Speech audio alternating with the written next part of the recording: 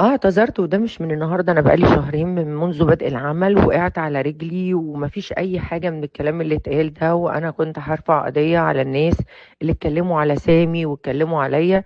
سامي ده يعني انا من جماهيره اصلا يعني، فما حصلش ابدا الكلام اللي اتقال. انا بس عشان ما عطلوش، ما كانش ينفع اعطله. مساء الخير عليكم. بجد انا سعيده جدا بردود الافعال اللي جت على مسلسل نقطه سودا. ما تتصوروش فرحتوا قلبي قد ايه.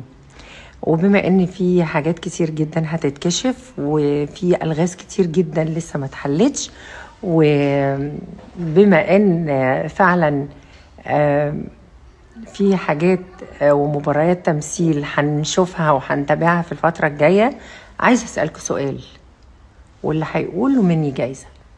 هو مين اللي قتل؟ مين اللي قتل؟ مين اللي قتل؟ شكرا جدا ام بي سي، شكرا جدا صادق الصباح، شكرا جدا زملائي الاعزاء. بس برضو مش هتنازل. هو مين اللي قتل؟ مين اللي قتل؟